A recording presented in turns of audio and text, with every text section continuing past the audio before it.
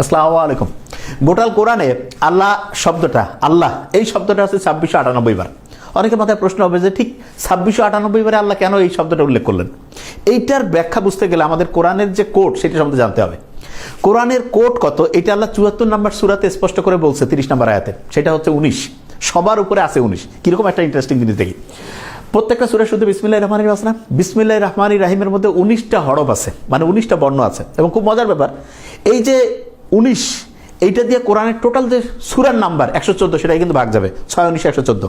এবং প্রত্যেকটা সূরার শুরুতে বিসমিল্লাহির রহমানির রহিম থাকে, কিন্তু আমরা জানি একটা সূরাতে নাই, সূরা তওবায়। তো অনেকের মাথায় প্রশ্ন, কি এটা কি ভুল করে হয়েছে নাকি? নো, আল্লাহ খুব ম্যাজিক্যাল একটা জিনিস মিলাতে চান। সেটা কি? 27 নম্বর একটা সূরা আছে, সূরা আন-নমল।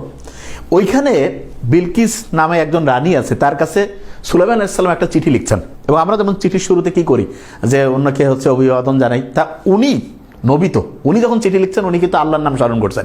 এবং স্মরণ করার বুদ্ধিটা কি? বিসমিল্লাহির রহমানির রহিম। তার মানে ওই 27 নম্বর সূরার শুরুতে একবার বিসমিল্লাহ, আবার ঠিক চিঠির মাঝখানে একবার বিসমিল্লাহ। এই কারণে টোটাল কোরআনের মধ্যে কিন্তু একটা সূরাতে বিসমিল্লাহ না থাকার কারণে 114 বার হয়েছে। যদি সূরা তওবাতেও বিসমিল্লাহ থাকতো তাহলে টোটাল নাম্বার কিন্তু 115 হইতো, এবং সেটা কিন্তু 19 দিয়ে ভাগ যাইতো না। এবং খুব মজার ব্যাপার, আমি যেটা বলছিলাম যে কোরআনে আল্লাহ শব্দটা আছে 2698 বার, এইটাকে কিন্তু 19 দিয়ে আমি যদি ভাগ করি 142 হয়ে যাবে আনসার। এবং তাই না, কোরআনের মধ্যে টোটাল যে হচ্ছে হরফ বা বর্ণ আছে, তার মানে বর্ণ কয়টা আছে? এটা হচ্ছে 3,23,670। এটা কিন্তু 19 দ্বারা ভাগ যায়। এবং কোরআনের মধ্যে যে এটা হচ্ছে হরফ, বর্ণ পর্যন্ত আল্লাহ ক্যালকুলেশনে গেছে। শব্দ যেটা আছে, শব্দ সেটা হচ্ছে 77,934। এই 77,934 যেটা রয়েছে, এইটাও কিন্তু হচ্ছে 19 দ্বারা ভাগ যাবে। এবং ভাগ যাওয়ার পর একটা ভাগফল হবে। এইরকম 19 দিয়ে ভাগ যায়, এরকম যতগুলো জিনিস আছে প্রত্যেকটার যে ভাগফল, এই ভাগফলগুলো যখন যোগ করবো, যোগ করার পরে আবার ওইটাকে 19 দ্বারা ভাগ যদি করি, সেটাও মিলে যাবে। মানুষ কিভাবে আল্লাহ বানাইছে এটা নিয়ে কোরআনের মধ্যে আল্লাহ বলছে। এবং আমি খুব অবাক হয়ে গেছি যে এটা আল্লাহ কোন জায়গায় খুব ভালো করে বলা শুরু করলো। 23 নাম্বার সূরার মধ্যে, সূরা মুমিনুন 23 নং সূরা। এবং আমরা প্রত্যেকেই জানি যে মানুষের যে ক্রোমোসোম সংখ্যা সেটা কিন্তু 23 জোড়া। মানুষের ক্রোমোসোম সংখ্যা কত? 23 জোড়া। এবং মজার ব্যাপার, আল্লাহ গোটাল কোরআনের নারী শব্দটা এটা ব্যবহার করছে 23 বার, পুরুষ যে শব্দটা এটাও ব্যবহার করছে 23 বার। এবং এই যে 23 নাম্বার যে সূরা, সূরা মুমিনুন, ওইখানে যে আল্লাহ মানুষ তৈরির রহস্য বলতেছে, সেই আয়াতটা যেই জায়গায় রাখছে সেটা হচ্ছে 12 থেকে 14 নম্বর আয়াত। আমি চিন্তা করে দেখলাম যে মানুষ তৈরির যে প্রক্রিয়া, এখানে খুব গুরুত্বপূর্ণ একটা জিনিস আছে যেটাকে বলে ওভুলেশন। এইটা ছাড়া মানুষ তৈরি হতে পারবে না, ডিম্বপাত। এবং এইটা সাধারণত মেডিকেল সায়েন্স অনুযায়ী 12 থেকে 14তম দিন হচ্ছে সবচেয়ে পারফেক্ট ওভুলেশনের জন্য। আল্লাহ মানুষের মৃত্যুর পরে তাকে আবার পুনরুজ্জীবিত করবে। তো অনেকে কয় না যে মারা যাওয়ার পরে হাড়গোড় সব এক হবে, কেমনে পুনরুজ্জীবিত করবে? আল্লাহ বলছে যে তারা কি সন্দেহ করে যে আমি আবার তাদের জীবিত করতে পারবো কিনা?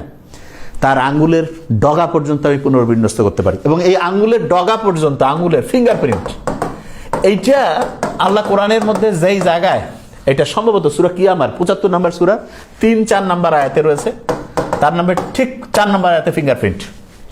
এটা গোটাল কোরআনটাকে যদি শুরু থেকে পড়তে থাকে, একদম শুরু থেকে, তাহলে ঠিক যেই পজিশনে ফিঙ্গারপ্রিন্টের আয়াতটা আল্লাহ দিয়েছেন সেটা হচ্ছে 5555। যে কেউ যদি একটু বুদ্ধিমান হয়, হাতের ডান 5টা ফিঙ্গার, বামে 5টা, ডান পায়ে 5টা, বাম পায়ে 5টা, 5 5 5 5, একদম অ্যাবসলিউটলি সেই জায়গায় আল্লাহ দিয়েছেন। এরপরে আমরা যে কোরআনের দ্বিতীয় যে সূরা আছে, সূরা বাকারা, সেখানে গোটাল মানুষজনের কিরকম জীবনটা কিভাবে চলবে সেটা নিয়ে আল্লাহ গাইডলাইন দিচ্ছে। তা আমরা সাধারণত কি হয় যে একটা প্রতিষ্ঠানে যখন স্টুডেন্টদেরকে আমরা বলি যে এইটাতে তুমি কোর্সে ঢুকতেছো, কি কি পড়বা, কি কি ছাড়বা, তখন আগের কথা বলি, পরের কথা বলি। এবং ঠিক এরকম করে আল্লাহ যখন আমাদের এই মুহাম্মদ সাল্লাল্লাহু আলাইহি ওয়াসাল্লামের উম্মতের গাইডলাইন কি হবে সেইটাকে বলার ক্ষেত্রে উনি হচ্ছে ঠিক সূরা বাকারার যে 286টা আয়াত আছে তার ঠিক মিডল পয়েন্ট কত? 143। এইখানে আল্লাহ বলতেছেন যে আমি এই মুহাম্মদ সাল্লাল্লাহু আলাইহি ওয়াসাল্লামের যে উম্মত তাদেরকে হচ্ছে মধ্যমপন্থী করে তৈরি করছি। এবং 143-এর ঠিক আগের সব জায়গায় আল্লাহ হচ্ছে যে ওই যে ওইটাকে বলে বনি ইসরায়েলের যে হচ্ছে জীবন দশা, তারা যা যা করছে সেগুলো নিয়ে বলছেন। আর এরপরে উম্মতের মুহাম্মদ সাল্লাল্লাহু আলাইহি ওয়াসাল্লামের যারা উম্মত তাদের হচ্ছে লাইফস্টাইলটা কেমন হবে সেইটার গাইডলাইন দিয়েছেন। এবং খুব মজার ব্যাপার সেটা হচ্ছে যে এই যে বিসমিল্লাহির রহমানির রহিম দিয়ে শুরু হয়েছে না কোরআন, এবং শেষ হয়েছে কি? সূরা নাসের। বাস এই দুইটাকে যদি একসাথে করি, বিসমিল্লাহর শুরুটা এবং সূরা নাসের যে শেষ, এটার মানে কিন্তু যথেষ্ট বা পূর্ণাঙ্গ।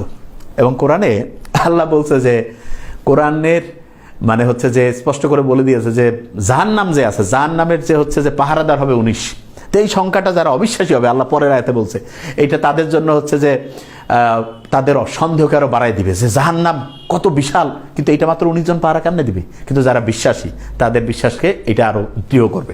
তার মানে আল্লাহ যে কোরআন নাজিল করছেন এবং প্রথম থেকে যে চ্যালেঞ্জ দিয়েছে যে এর মতো একটা সূরা বানাও, এর মতো একটা আয়াত বানাও, এখন পর্যন্ত কেউ পারেনি এবং এটা অবশ্যই একটা ঐশী গ্রন্থ। Thank you so much. আসসালামু আলাইকুম।